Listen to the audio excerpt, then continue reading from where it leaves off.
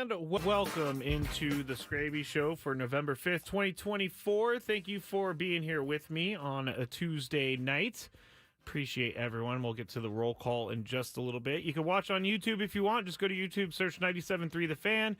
You will find it there. Also, you can go to Twitter or X at Matt Skraby, MATTSKRA, B as in boy, Y, and Twitch, 97.3 The Fan. So you can watch everything right there. The YouTube chat is already going, and there is a nice little Skrabinator community forming on the YouTube chat. So I know that there are a lot bigger things going on in the world right now for tonight, but I am just looking forward to giving everyone a little bit of an escape from things for an hour or so, because it's an important time. So, you know, that's what we're here for. Sports talk. We're not here to talk about the serious stuff. I mean, we can and we have when it's necessary, but mainly I think people are coming to us to hear something different, something that they're not hearing on the news every morning, not hearing from their friends. And so we hope you enjoyed today on 97.3 The Fan, just looking to give everybody a little bit of a distraction. I will definitely give you a distraction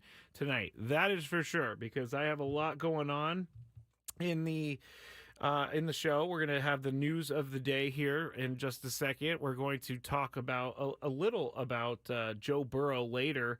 Joe Burrow, I think he has an RBF, and I can't really say that on the radio, but he has a resting blank face, and he was asked about it, and so he had to comment on it. We'll talk about that a little bit.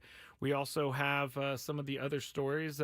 Robert Zemeckis, like I told you at the end of the show, we're going to get into some weird stories, like side stories, like Robert Zemeckis is talking about Back to the Future 4, and I'm not a fan of it, and I don't think it's going to happen. I don't even think he's really talking about it. And then that Crier Ball whiskey as well, we will talk about. But we'll also talk about the first base position with the Padres. I mean, just like second base, it's not much of a conversation because we don't really have enough information yet for 2025 on first base.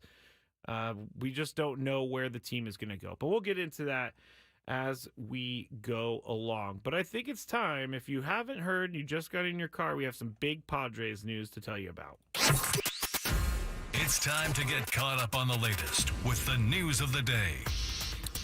So the big news for the Padres today, it has not been officially confirmed by the team. I will say that. I want to make sure that I say this has not been officially confirmed by the team, but all reports I am reading are saying that this is going to be announced tomorrow or later this week. But I just have to make that little differentiation, because this is not like officially official until the Padres do, but everybody's reporting it. Padres manager Mike Shildt has signed a 2-year extension with the Padres that will keep him as Padres manager through 2027. The reason they did this, he was going into a lame duck contract year, meaning he only had 2025 left on his contract. He did not have a future planned with the team, but they took care of that really early on in the process. They got this out of the way, and they got Mike Shildt as Padres manager through 2027. So I think people feel really good about it. I know I feel pretty good about it. I think people are, just happy that there is a manager that came to town and he did what he needed to do to get his team over the hump and back in the playoffs. And even though we may disagree, not him and I, but there's some disagreements between fans and Mike Shildt about how the season goes. But ultimately, this was the only thing that the Padres could do, was bring back Mike Shildt for 2 more years on top of 2025. And it just really, it provides a little bit of it relaxes people, because you're not worried about whether or not you're going to have a bad manager if you're a player. You're not worried about the future of yourself. You're not worried about, if a new manager comes in, is he going to like me as a player? Is he going to move me to a different position? None of that has to be worried about. They can go to spring training, and they can know who their guy is. And Mike Shildt is just going to, I think he's just going to keep getting better. It's his first year with the Padres. He has been incredible every year that he's managed, and he took them to the playoffs last year and won a bunch of games. Won more games than people thought they were going to win. But Mike Shildt is a getting an extension for 2 years. All right, next one. And this one isn't a huge deal, but I do think that this person got a snub a little bit. AJ Preller, the baseball gave away the Executive of the Year award last night, and AJ Preller, not even in the top 3 for Executive of the Year. The Brewers' Matt Arnold won the award, with the Royals' J.J. Piccolo and Guardians' Chris Antonetti finishing behind him. So AJ Preller not even mentioned in the top 3, which I do think is a little misplaced. I think that he should definitely be mentioned in the top 3.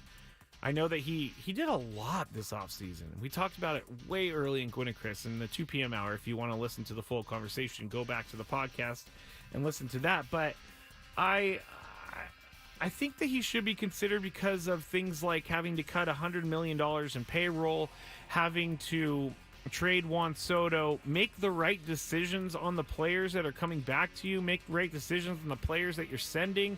Then he can go into turning Drew Thorpe, who came with Juan Soto, or came for Juan Soto, turning Drew Thorpe into Dylan Cease.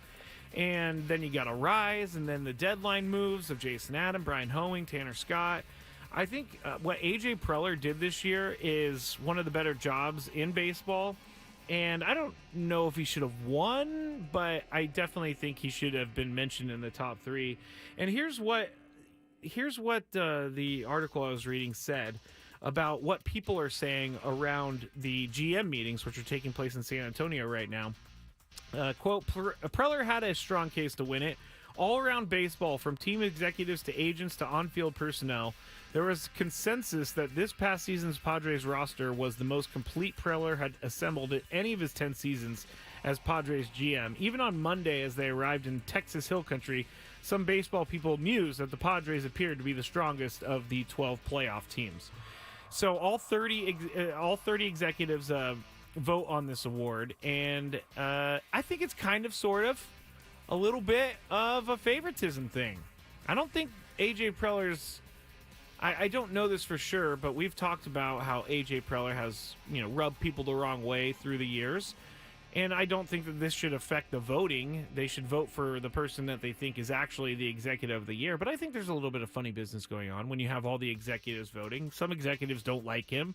Some executives are maybe jealous of him because he has a team that's pretty good. And I think this is kind of them turning their back on AJ Preller. I think he did an amazing job. I've already listed everything that he did. I think that it's a bummer that he's not in the top 3. Again, don't know if he would have won because the Brewers were very good and they did a lot too. They had one of their best players go out for the year in Christian Yelich. They made it to the playoffs. They had a new manager, so did the Padres. So I guess people just aren't thinking that AJ Preller is as good as we think AJ Preller is.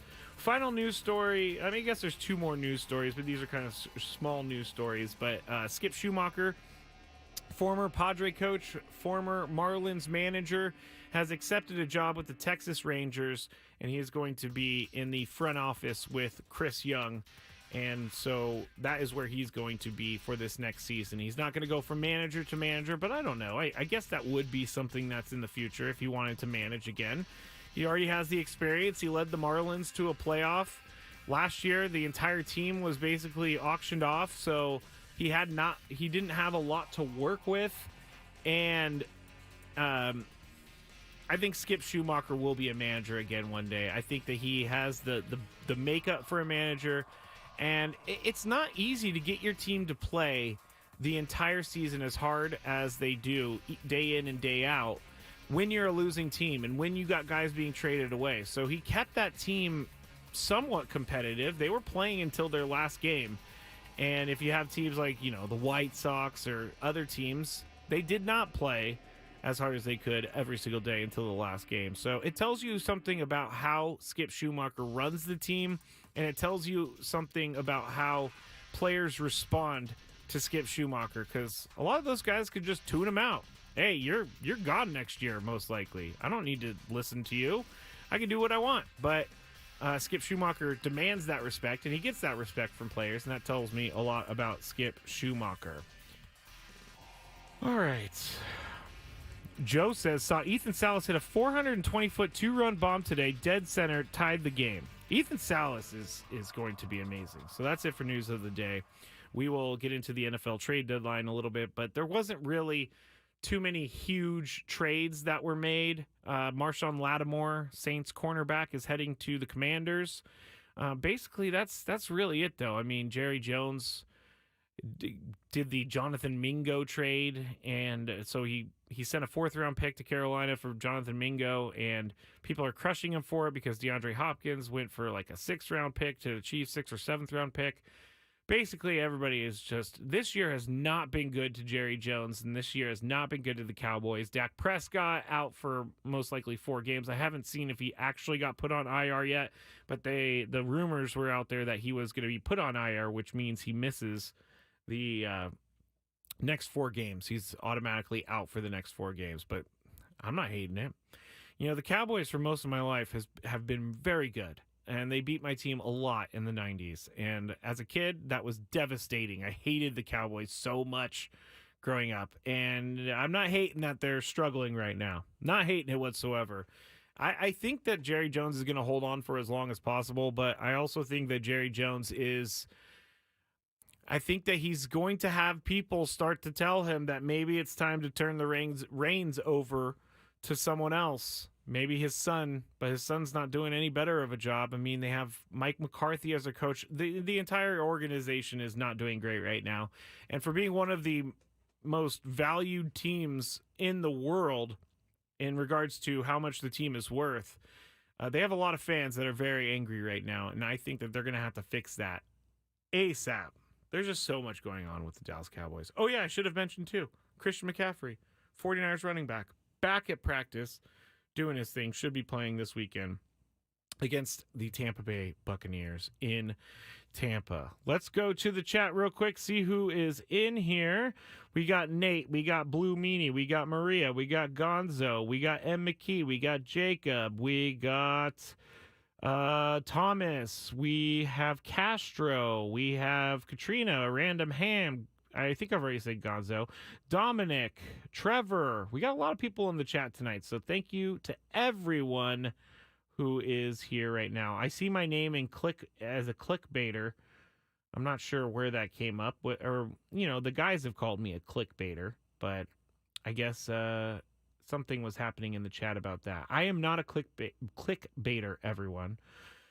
We also have, I'm just looking through all the names, making sure we get everyone. I don't want to leave anyone out. We have NY Mike 8 is in here. There you go. I think I got everyone. So thank you all for listening. Thank you all for sharing your Tuesday night with me. Just giving a little bit of a place where everybody can just relax for a little bit. Just talk about fun things, talk about sports, and we'll do that when we get back here on the Skraby Show. We'll talk about first base, and we will go through that position and kind of figure out what's going to happen for 2025. So stick with me. That's up next when we get back on the Skraby Show on 97.3 The Fan. Skiers.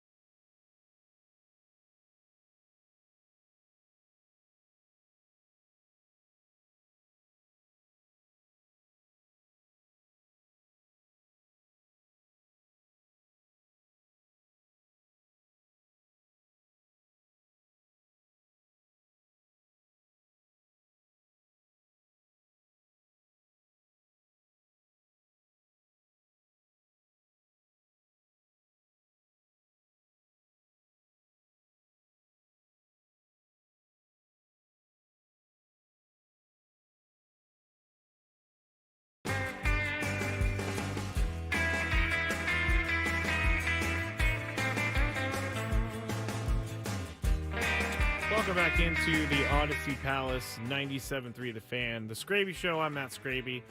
Follow me on social media at Matt Skraby, MattsKraby as in boy, Y. We're going to get into the first base situation with the Padres in 2025 here shortly. Again, it's going to be a short conversation because we need more information on it. But one of the things I wanted to bring up before we went into it is the Braves. Now, the Braves had actually a really, really good season for how many injuries they had on their team. I mean, Ronald Acuna Jr., Spencer Strider out early on in the year. They still ended up making the playoffs, obviously, against the Padres. They went home a little bit early, but they did announce today that they do not expect Ronald Acuna Jr. or Spencer Strider back for the 2025 opener. And that's kind of brutal for them, but at some point they're going to get that little boost from Spencer Strider and Acuna coming back, kind of like when Fernando went out with his injury last year. It was a boost when he came back to the team. Darvish was out, and then he came back. It was a boost. So Braves are going to get a boost, but this Spencer Strider and the Spencer Strider was one of the better pitchers 2 years ago, and so it's kind of unfortunate that he ended up having to get Tommy John and that he's going to be out for a little bit longer than we all think he's going to be out, because he's a great pitcher. But you throw that hard, it seems, I guess I'm not a pitcher, so I can't really say. I don't know how it feels to throw a 98-mile-an-hour fastball, but it seems like the harder you throw, the more injury you're opening yourself up to. And Spencer Strider, unfortunately, tore his UCL, and he had surgery on April 12th to repair his pitching elbow. And then Ronald Acuna Jr. tore his ACL on May 26th, and he had surgery on June 6th. Here's you know what? I think I'm going to preview my daily gripe. We're going to talk about this daily gripe a little bit later. It just came to me. I'm pushing off the other daily gripe because this daily gripe really does bother me after going through what I went through. I'm just writing it down real quick. There we go. Just making sure I don't forget. As you heard earlier on the show, I have to send a reminder for everything, and I had to set a reminder for something coming up next April. Listen to Inside San Diego Baseball, Sam Levitt, Wednesdays from 7 to 9 p.m. right here on 97.3 The Fan and on our YouTube page. Sam will talk all things Padres baseball and keep you up to date on the latest hot stove rumors. That's tomorrow, everybody. Sam Levitt, Inside San Diego Baseball, debuting tomorrow night. We will be talking to Sam Levitt on the Skraby Show before he goes into his Inside San Diego Baseball. So hopefully he's got some, good stuff to talk about. We definitely have taken all the news for him today, and so hopefully some more news breaks tomorrow. But Sam, of course, is always going to do a great job. Nate Taylor says, ADHD is hard, Skraby, for sure. Yes. I don't know if anybody else is like this, but I'm definitely like this. Someone asked me the other day why I never text him back. And it's not that I don't text him back, but like I'm not kidding. I go to my phone to text someone, I write it out, and I don't send it. And then I realize, why didn't they respond to me? And then I go back into it, and I didn't send the text to begin with. So it's like shiny objects everywhere. Look over here. I have a hard time. Prioritizing things in my mind, or at least what's the word I'm looking at? I have a hard time organizing things in my mind. I couldn't even find the word organize. I got a lot going on up here. So yes, ADHD is hard. Gonzo says, "Why do you think we're here, Scrapes? You're here for this. You're here for my ADHD crazy nature. And I can give you that. I can 100% give you that every single night. I am not lying about that. Now, I'm trying to stall because first base situation with the Padres for 2025 is basically two things. Jake Cronenworth or Luis Ariz, assuming he's back with the team. Now, there are other things out there that you can rely on. Obviously, a trade that AJ Preller can make to bring a first baseman in.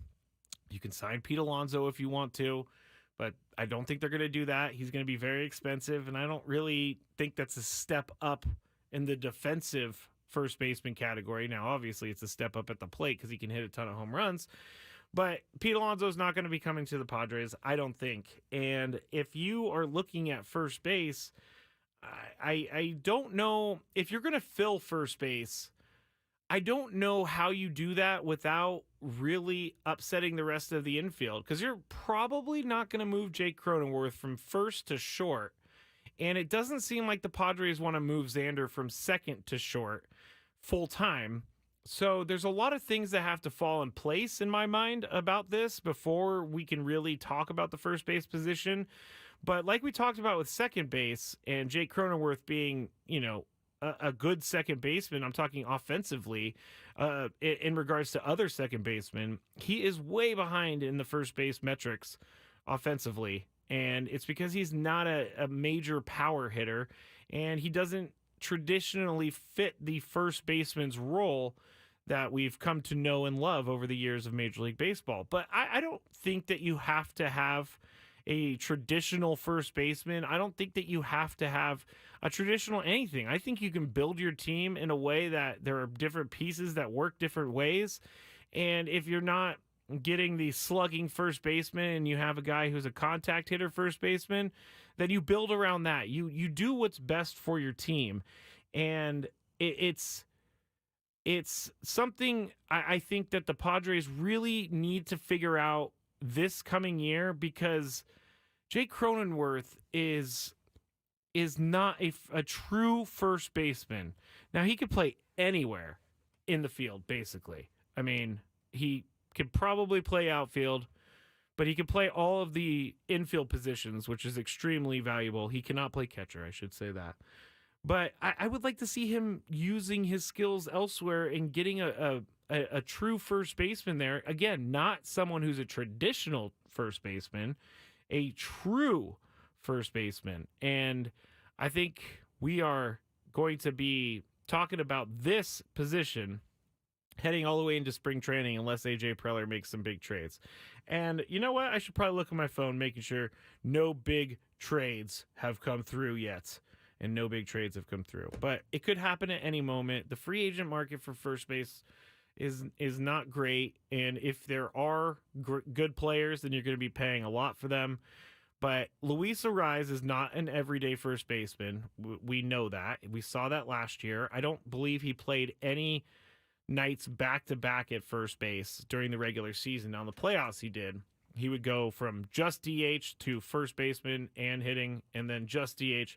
But in the playoffs, he played all three, or every game. Or when he did play, they weren't scared to put him in there on back-to-back nights. But a full season of Luis Arraez at first base, I don't think is a good idea. I think that he's a good hitter, and I think that he is valuable in the field when they need to have someone rest, but I don't think you can go into 2025 with Luis Arraez as your first baseman. And I don't think you can go into 2025 with Jake Cronenworth as your first baseman. I think they're going to really look at this. And to me, the infield all comes back to one signing that still seems very misplaced. And in my opinion, maybe something that will be admitted as a mistake later on. But having Xander Bogaerts is not helping. And the reason it's not helping is because his contract. His contract is massive. He's making $25 million this year. I can stomach how Xander Bogaerts is playing if he is doing it for like Ha-Seong Kim money. 7 or 8 million is what Ha-Seong Kim made with the Padres. But when you have Xander, you have a log jam. You can't really move the infield around like you want to. Say you wanted to move Jake back to second, then you're locked into making Xander Bogaerts the starting shortstop for the entire year. And I know that he could play the position. I don't think he could play the position like he used to play the position when he was with the Red Sox. And that contract is going to cause problems later on. And I know that they're going all in right now. I just think that the signing continues to perplex me. I like Xander Bogaerts. I think he's a good guy. I think he's a good clubhouse guy, but he's not producing for the money that he signed for. And I think that is what's going to put him. That's where the Padres are going to find a lot of problems of trying to figure out how to get around that big chunk of money that is going to a guy who is not playing up to that level of money. And it's going to happen each and every year going forward. I don't think that they can move Xander Bogaerts. I don't. I don't think that Padres want to pay a bunch of his contract for him not to play here. And B, I don't think a team is willing to take on the Xander Bogaerts contract or even part of the contract. I think, for lack of a better term, Xander Bogaerts and the Padres are stuck with each other. And Xander Bogaerts seems to be okay with that because he, making $25 million. But the Padres are going to have to work around this for years to come. Maybe, I don't want to see it happen, but maybe they trade Jake Cronenworth. But they do have a logjam in the infield. It was so much easier when it was just Jake Cronenworth at first, Xander Bogaerts at second, Ha-Seong Kim at shortstop, Manny Machado at third. Just easy every single day. But there's a lot of different variables now going into 2025. Ha-Seong Kim not being on the team is going to most likely be one of them. I did see this on, social media, Twitter, and I'm not really sure how, real it is. So please, please, please take this with a grain of salt. But there is a Twitter account out there that is, I guess, claims to be, I guess it claims to be like friends with Ha-Seong Kim. It's called Joseph Kim. I've seen it all year long. I'm not sure how accurate this is. So please, again, take this with a big grain of salt because I am not sure if this information is 100% correct.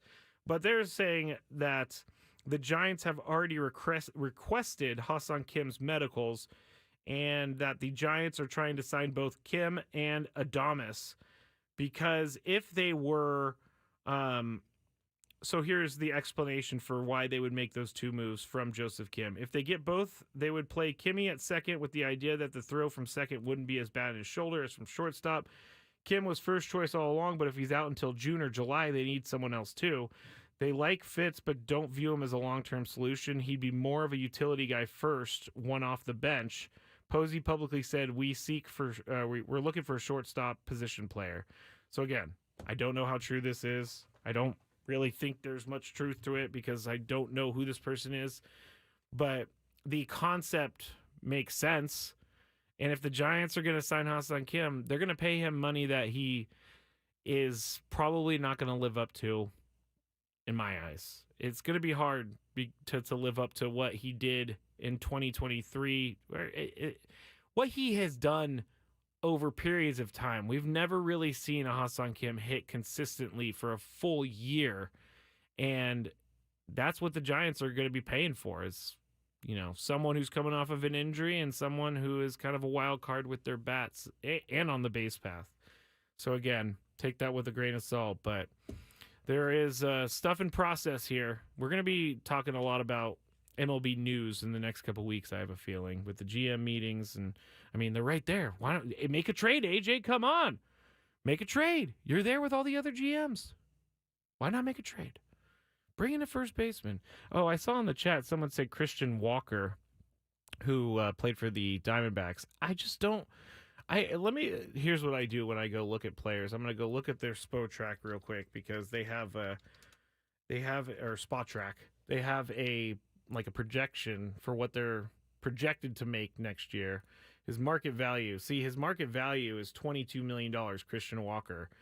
3 years, they're saying market value is 3 years, $66 million, $22 million per year.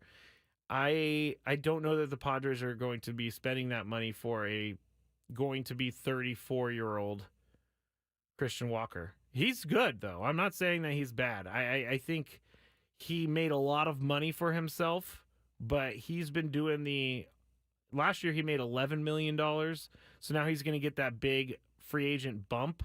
And I'm not necessarily a guy who wants to sign up for someone who's 34 and getting paid $22-23 million a year for the next 3 or 4 years. It just doesn't seem like that's something that the Padres are interested in, not something that I would be interested in as well. But you move some things around. I don't think Christian Walker would be a terrible idea at all, because he's a good player. He's familiar with the division, and the Padres know all about Christian Walker. They've been playing against him for years now, so they have all the information that they need. All right, I need to get to break. When we get back, we're going to talk about Joe Burrow and his RBF face. We're also going to talk about Back to the Future 4, and I just came up with my daily gripe, so we'll talk about that when we get back here on the Skraby Show on 97.3 The Fan.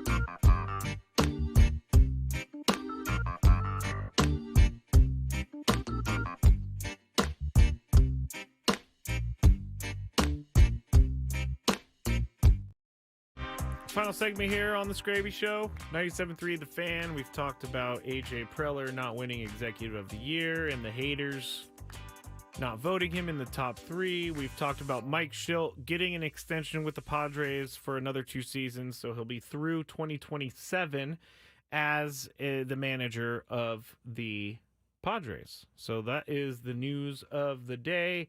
And we're just going to have a couple little fun stories here to finish out the show today. And Joe Burrow. Joe Burrow has had an interesting year. He's had an interesting couple years. He's up and down. But apparently, I haven't watched enough Bengals football here recently to know this. But apparently, social media in Cincinnati is abuzz with Joe Burrow's disposition and demeanor.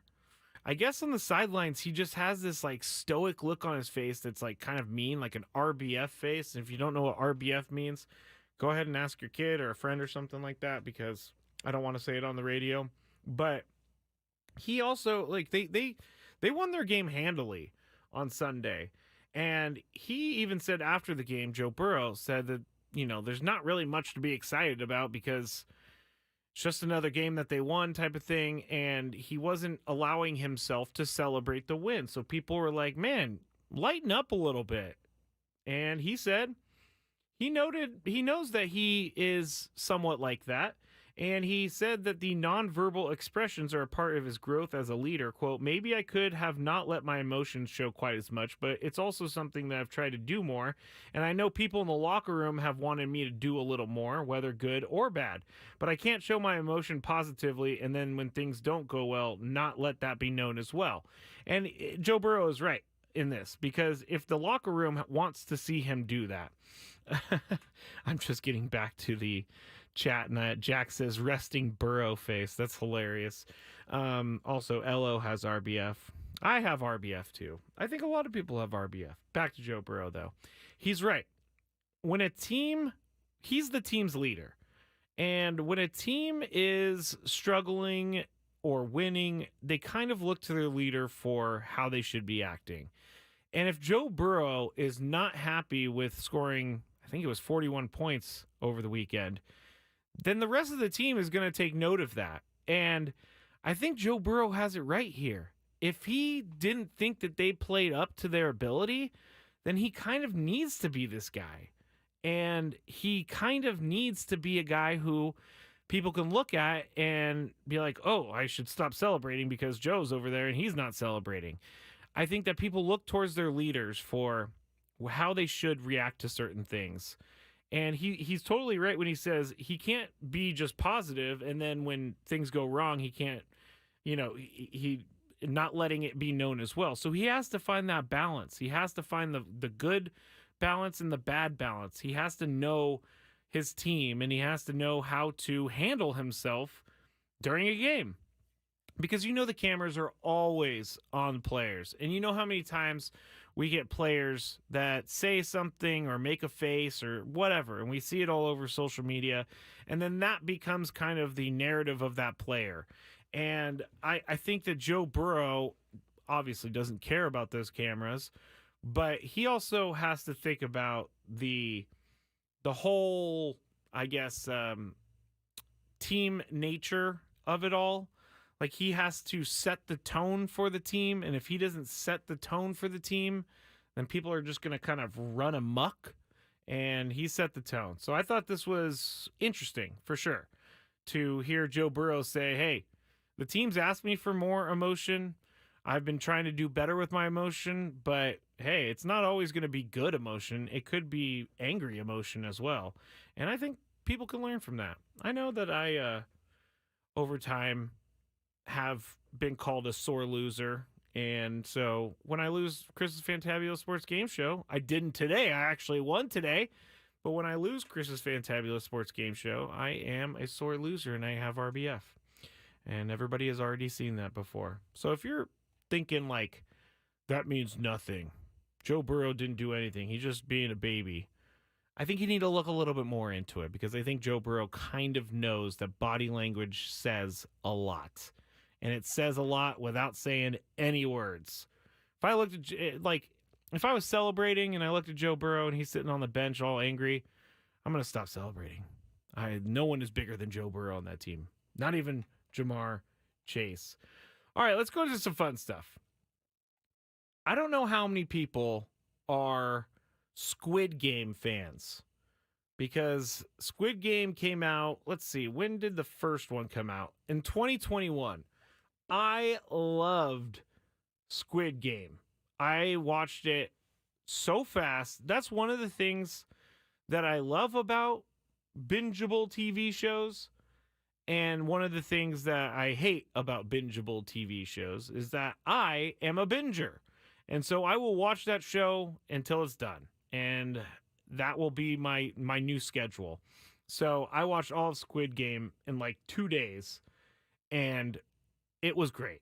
Now, the premise of it is, I don't really want to get it wrong without giving away. So you go and play this game with a bunch of other people, and at the end, there's only one person standing, and you win a bunch of money. Now, this is a Korean show, so you win like a bunch of won, which is their currency.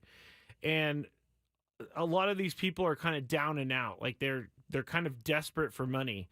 And so they accept they accept the invitation to go do the Squid Game thing, and then they realize that this is not what I signed up for, and the contestants start to be killed off because they lose the game, and it becomes one of those things as you go along, like it's kind of a commentary on society. And I know that the person who created the show in Korea wanted it to be a commentary on Korean society, but you can see as things get more dire and things get more, they get closer to the end, people are willing to go to different lengths to secure their spot. And you can see this progression, and it's kind of, a commentary on society. Sometimes people go a little bit too far to get something that they want. And so that's the whole premise of the show. And they announced the Squid Game 2, which is going to come out, and they have announced the date for Squid Game 2. And Squid Game 2 is going to be premiering on Thursday, December 26th. So if you're a Squid Game fan, then you will be happy to know that the day after Christmas, you will be able to watch Squid Game. Dominic says, allegory for taking advantage of poor people. Yes, there we go.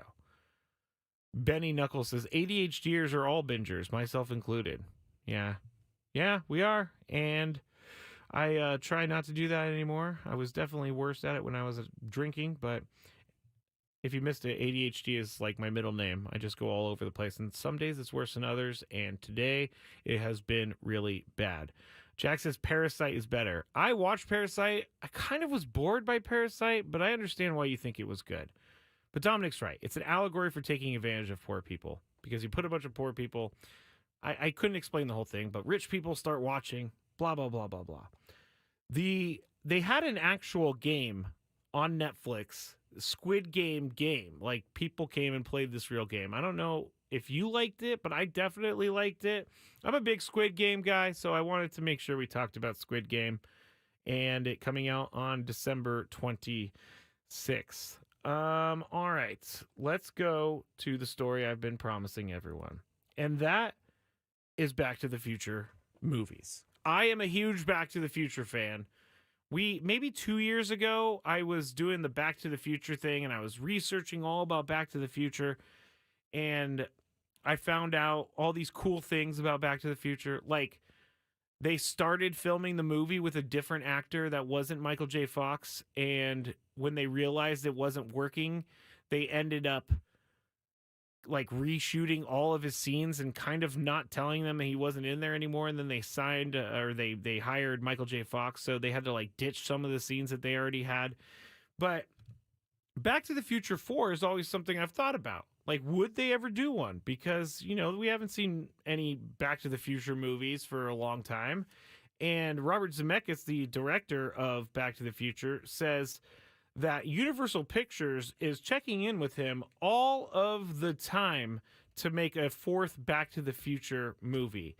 And Robert Zemeckis says no every single time, unless he can do one thing with the movie, which I'm so happy that the movie studios are not allowing him to do. And I'm okay if we don't get a Back to the Future forever, if they stay away from this. But Robert Zemeckis wants to make Back to the Future 4 a musical. Now, I have no idea how you turn this into a musical. I'm sure they can, obviously. But he said, quote, every 6 months they ask him about this. And again, it was, an exaggeration. But he said, I would like to do a musical. And they immediately say, no, I floated that out to the folks at Universal. They don't get it, so there's nothing I can do. I can tell you right now, it wouldn't be a good movie. I'm not a musical guy. Like, if you start singing in the middle of the movie, I'm out. And I heard this new Joker movie with Joaquin Phoenix and Lady Gaga is basically a musical. I don't get how you can make Joker a musical. It kind of bothered me. This is not my daily gripe, but like, don't ruin movies by making it a musical. Now, if it's a musical and you go into it like it's a musical, that's fine. I don't really want to bash people for liking musicals, but I just can't get behind it. Katrina says Back to the Future is on Broadway now as a musical. I did not know that. Thank you very much for letting me know. So maybe they can do a musical. We'll not be going to see that. Although Broadway is pretty fun. I went to one show a long, long, long time ago. Now, before we get to the Daily Gripe, another story. Fireball introduces Cryerball. And I had to make sure that this wasn't like a April Fool's joke and they were just trying to, pull a fast one on me. Because this sounds, A, it doesn't sound legal. And B, it sounds like it sounds awful. It sounds disgusting. So Fireball, if you don't know, is like a cinnamon whiskey. Even I have tried Fireball back in the day. It wasn't bad, I gotta say. But I wasn't drinking Fireball. It was kind of expensive. But what they want to do is they want to... Fireball is going to send workers to three football games here coming up. November 10th, the Eagles and the Cowboys. November 17th, the Packers and the Bears. And November 30th, the Auburn Tigers against Alabama Crimson Tide. They're going to wear a Fireball tier collector uniform. And as teams leave the stadium, or fans leave the stadium, and they have lost the game, they're asked to give their tiers to the Fireball people. And the Fireball people are going to gather the fluids through the use of sealed jars and teardroppers, which will be sterilized and limited to one per person. The jars will then be transported and undergo a months-long process of sterilization and distillation before ultimately becoming Cryerball. I'm not kidding. They are going to put tears, real human tears, into this whiskey. I really don't know how they can do that, but I still don't even believe that this story is real. But they're really embracing this Cryerball thing. The spokesperson said, "We're on a mission to capture the soul of rivalries, aka the tears of losers at this season's biggest games. The expected result: one-of-a-kind whiskey bottling that is sure to become the ultimate showpiece, allowing for supreme bragging rights next season." So if you want this crier ball, you're going to have to wait until 2025. Jack says it sounds good. Ugh, that is not my favorite. Ugh. Crier, you really want tears? It's ridiculous. Tears in your booze? I don't know how you people can do that. I really don't. What's annoying Skraby today? Let's find out. It's time for the Daily Gripe. All right, the Daily Gripe for today. And thank you to everyone who stuck with me here for everything tonight. Appreciate you sharing your Tuesday night with me. But my Daily Gripe is something I came up with earlier in this very show. And with all the different baseball players getting surgeries and getting surgeries so quick, my Daily Gripe is that it doesn't matter how badly I'm hurt. I had to wait for surgery for a long time. These guys get surgery in like 3 days. It must be so nice to be a professional athlete. You don't have to wait in the doctor's office lines. You don't have to do any of that. Shohei Ohtani hurt his shoulder last week. He's already getting surgery or got surgery. Spencer Strider got surgery like 5 days after. Ronald Acuna got surgery 5 days after. I would like next time, my shoulder hurts because I got shoulder surgery on June 10th of this year. And I would like for next time it not to take me about 2 years to convince them that the surgery is the right option. And I've heard this goes for every place. They do not want to give surgery or do surgery, and I understand why they don't want to do surgery for no reason. But I would not like to have to wait 2 years. I want to be like Shohei Ohtani and get my surgery 5 days after I tell them that everything is hurting. So there's my thing. Athletes already have it great enough. Why do they get better health care than us? That's my final thing for the night. Thank you to everyone for being here. We will talk again tomorrow. Sammy Levitt's going to do his Inside San Diego Baseball show at 7 p.m. He'll join us here on the Skraby Show before that, but we will be back tomorrow for a full day of fun on 97.3 The Fan. Good night, everybody.